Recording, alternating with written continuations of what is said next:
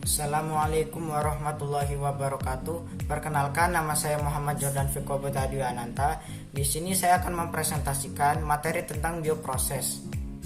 Proses-proses di dalam sel. Yang pertama ada transport pasif, merupakan sistem transportasi sel yang tidak menggunakan energi, melainkan secara langsung dan spontan. Jenis-jenis transport pasif antara lain yang pertama difusi. Difusi adalah proses pergerakan partikel-partikel atau molekul atau ion suatu zat dari larutan yang konsentrasinya tinggi ke larutan yang konsentrasinya rendah dengan atau tanpa melalui membran. Faktor-faktor yang mempengaruhi proses difusi adalah sebagai berikut. Yang pertama suhu. Makin tinggi suhu, maka makin besar terjadinya difusi. Yang kedua konsentrasi. Makin besar perbedaan konsentrasinya antara dua larutan yang berdifusi, maka makin besar terjadinya difusi. Yang ketiga ukuran molekul. Makin besar ukuran molekul, makin lambat terjadinya difusi. Yang keempat media. Difusi di udara lebih mudah daripada difusi di lautan. Yang kelima luas permukaan. Makin luas permukaan difusi, maka makin besar terjadinya difusi. Contoh difusi yaitu yang pertama pemberian gula pada cairan teh tawar. Lama-kelamaan cairan tersebut menjadi manis karena gula mulai larut.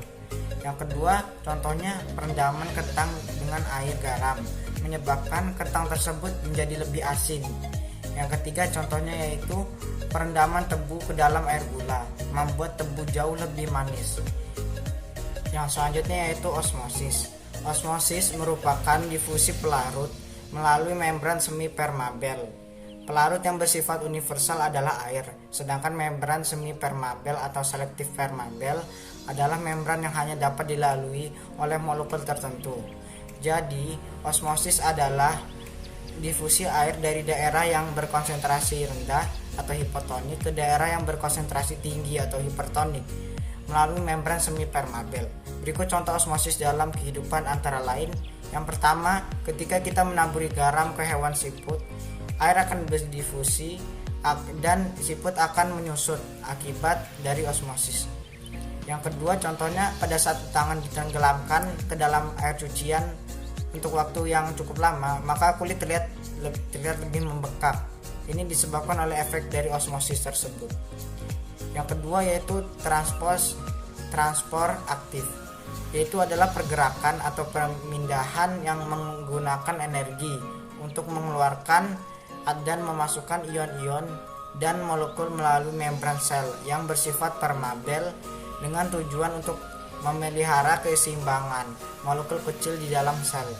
Fungsi transport aktif ini adalah sebagai pemelihara keseimbangan di dalam sel tersebut. Jenis-jenis transport aktif antara lain yang pertama yaitu endositosis. Endositosis merupakan transport makromolekul dan materi yang sangat kecil di dalam sel melalui cara membentuk vesikula baru dari membran plasma. Mekanisme transport aktif ini adalah sebagian kecil luas membran plasma terbenam ke dalam dan membentuk kantong. Endositosis memiliki beberapa jenis antara lain yaitu fagositosis atau pemakanan seluler, merupakan proses yang mana sel menelan partikel menggunakan kaki semu atau pseudopod. Yang kedua yaitu pinositosis, yaitu peminuman seluler. Merupakan proses yang mana sel meneguk tetesan fluida ekstraseluler pada vesikula kecil. Jenis transport aktif selanjutnya yaitu eksositosis. Eksositosis merupakan mekanisme polisakarida dan protein melalui membran plasma dari dalam keluar sel atau sekresi dalam gabungan vesikula berisi molekul tersebut dan membran plasma. Yang ketiga yaitu sintesis protein. Sintesis protein adalah proses pembuatan molekul protein oleh sel yang melibatkan DNA, RNA, dan enzim-enzim. RNA sendiri adalah materi genetik yang basa nitrogennya terdiri dari adenin, guanin, sitosin, dan urasil. Sintesis protein terdiri dari dua tahap, yaitu transkripsi dan translasi. Transkripsi. Pada tahapan ini, DNA akan membentuk RNA dengan cara menerjemahkan kode-kode genetik dari DNA Proses pembentukan RNA ini disebut transkripsi yang menghasilkan 3 macam RNA, yaitu RNA M, RNA T, dan RNA R. Transkripsi meliputi 3 tahapan, yaitu yang pertama inisiasi atau permulaan. RNA polimerase yang berperan dalam untaian DNA yang disebut promotor yang ditemukan di dekat awal gen. Setiap awal gen memiliki promotor khusus. Setelah dikirim, RNA polimerase disiapkan oleh untaian ganda DNA menyediakan tempat untaian tunggal atau templat yang siap ditranskripsi. Yang selanjutnya itu elongasi atau pemanjangan. Satu untaian DNA, untaian templat bertindak sebagai templat untuk digunakan oleh enzim RNA polimerase. Saat membaca cetakan ini, RNA polimerase membuat molekul RNA keluar dari nukleotida, membuat rantai yang tumbuh dari 5 menjadi 3. Transkripsi RNA membawa informasi yang sama dari untaian DNA non-template atau coding. Yang selanjutnya itu terminasi. Urutan ini memberi sinyal bahwa transkripsi RNA telah selesai.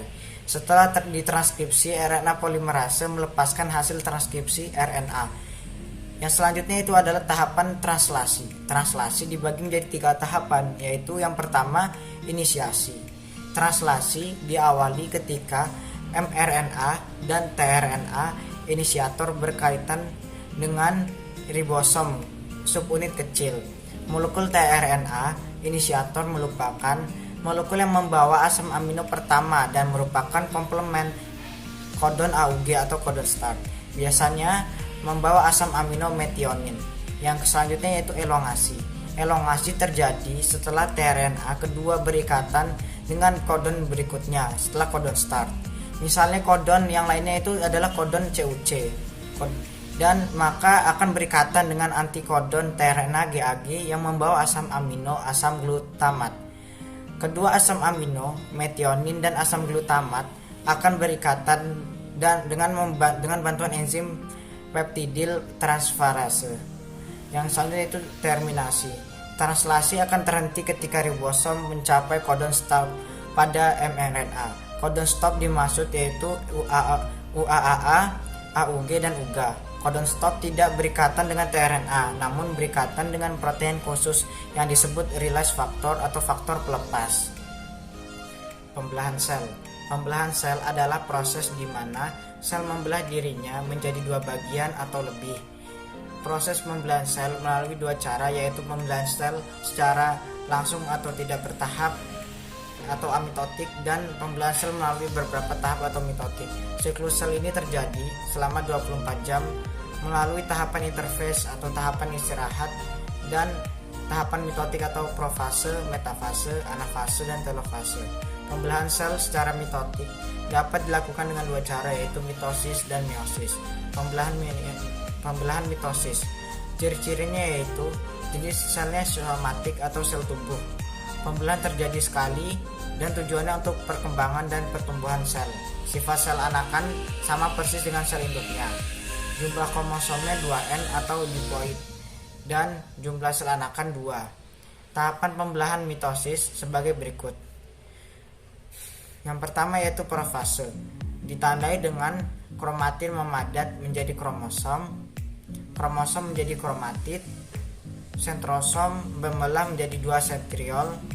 Sentriol bergerak menuju kutub yang berlawanan. Selaput inti sel mulai menghilang. Yang kedua yaitu metafase, yaitu kromatid berjejer pada bidang pembelahan atau ekuator. Sentriol mengeluarkan benang-benang spindel berupa mikrotubulus. Mikrotubulus berikatan dengan kinetochore di setiap kromatid. Yang ketiga yaitu anafase, yaitu yang pertama kromatid dan sentromer membelah menjadi kromosom. Kromosom lalu bergerak ke masing-masing kutub dengan ditarik oleh benang spindel. Yang selanjutnya yaitu atau yang keempat telofase, yaitu ditandai dengan pembelahan inti atau karyokinesis dan sitokinesis atau pembelahan sitoplasma. Dan sentriol kembali menjadi sentromer.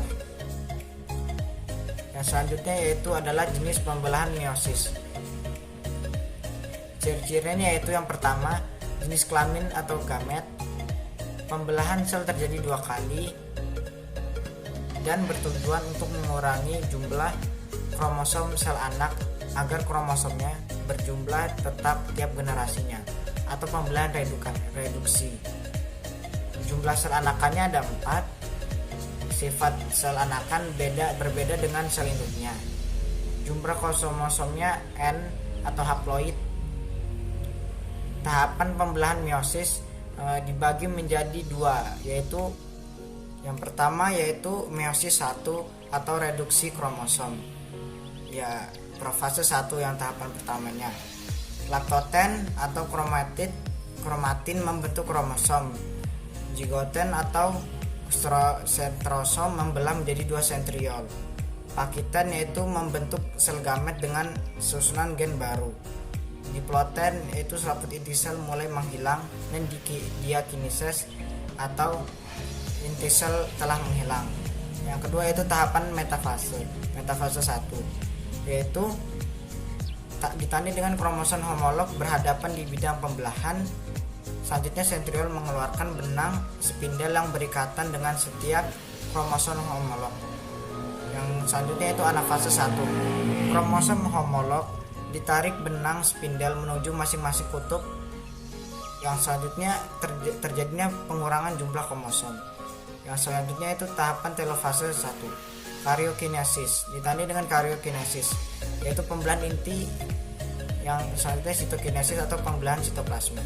Sentriol kembali menjadi sentromer hasil pembelahan meiosis 1 menghasilkan 2 sel anakan dengan jumlah kromosom haploid karena telah menjadi proses pengurangan jumlah kromosom.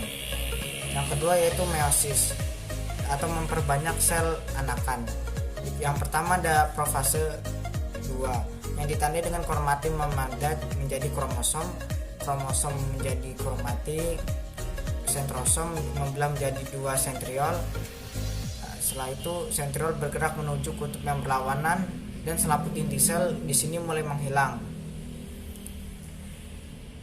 Yang selanjutnya itu tahap metafase 2. Kromosom homolog berhadapan di bidang pembelahan dan sentriol mengeluarkan benang spindel yang berikatan dengan setiap kromosom homolog. Yang ketiga yaitu tahapan anafase 2, yaitu kromosom homolog ditarik benang spindel menuju masing-masing kutub. Yang terakhir ada tahapan telofase 2 atau ditandai dengan karyokinesis, yaitu pembelahan inti, sitokinesis atau pembelahan sitoplasma. Sentriol kembali menjadi sentromer dan hasil pembelahan meiosis 2 menghasilkan 4 sel anakan dengan jumlah kromosom haploid atau N. Sekian video dari saya, maaf jika ada salah kata dan lain-lain. Saya akhiri, wassalamualaikum warahmatullahi wabarakatuh.